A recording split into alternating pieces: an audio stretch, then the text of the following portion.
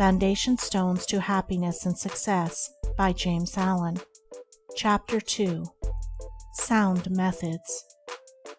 From the 5 foregoing right principles, when they are truly apprehended and practiced, will issue sound methods. Right principles are manifested in harmonious action, and method is to life what law is to the universe. Everywhere in the universe there is the harmonious adjustment of parts, and it is this symmetry and harmony that reveals a cosmos, as distinguished from chaos. So in human life, the difference between a true life and a false life, between one purposeful and effective and one purposeless and weak, is one of method. The false life is an incoherent jumble of thoughts, passions, and actions. The true life is an orderly adjustment of all its parts. It is all the difference between a mass of lumber and a smoothly working, efficient machine.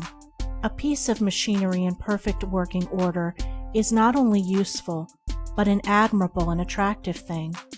But when its parts are all out of gear and refuse to be readjusted, its usefulness and attractiveness are gone, and it is thrown on the scrap heap.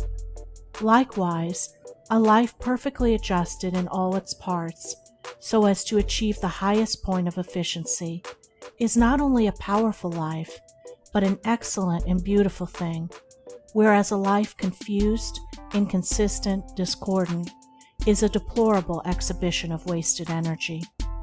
If a life is to be truly lived, method must enter into and regulate every detail of it, as it enters and regulates every detail of the wondrous universe of which we form a part.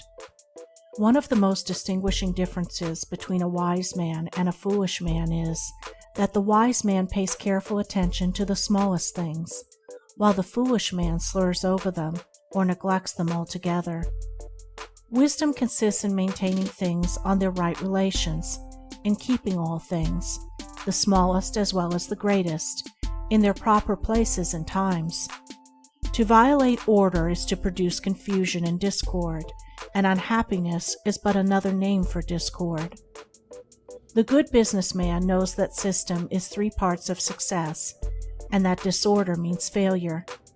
The wise man knows that disciplined, methodical living is 3 parts of happiness, and that looseness means misery. What is a fool but one who thinks carelessly, acts rashly, and lives loosely? What is a wise man but one who thinks carefully, acts calmly, and lives consistently? The true method does not end with the orderly arrangement of the material things and external relations of life. This is but its beginning. It enters into the adjustment of the mind, the discipline of the passions, the elimination and choice of words and speech, the logical arrangement of the thoughts, and the selection of right actions. To achieve a life rendered sound, successful, and sweet by the pursuance of sound methods, one must begin not by neglect of the little everyday things, but by assiduous attention to them. Thus the hour of rising is important, and it's regularly significant, as are also the timing of retiring to rest, and the number of hours given to sleep. Between the regularity and irregularity of meals, and the care and carelessness in which they are eaten, is all the difference between good and bad digestion, with all that this applies, and an irritable or comfortable frame of mind, with its train of good or bad consequences. For attaching to these meal times and meal ways are matters of both physiological and psychological significance. The due division of hours for business and for play, not confusing the two. The orderly fitting in of all the details of one's business, times for solitude, for silent thought and for effective action, for eating and for abstinence. All these things must have their lawful place in the life of whose daily round is to proceed with the minimum degree of friction, who is to get the most usefulness, influence, and joy out of life. But all this is but the beginning of that comprehensive method which embraces the whole life and being.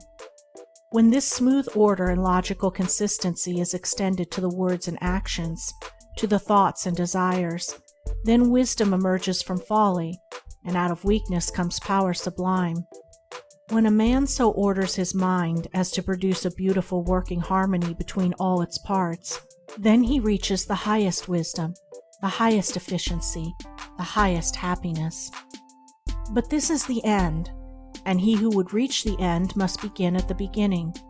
He must systematize and render logical and smooth the smallest details of his life, proceeding step by step toward the finished accomplishment. But each step will yield its own particular measure of strength and gladness. To sum it up, method produces that smoothness which goes with strength and efficiency. Discipline is method applied to the mind. It produces that calmness which goes with power and happiness. Method is working by rule. Discipline is living by rule. But working and living are not separate. They are but two aspects of character, of life. Therefore, be orderly in work, be accurate in speech, be logical in thought. Between these and slovenliness, inaccuracy and confusion, is the difference between success and failure, music and discord, happiness and misery.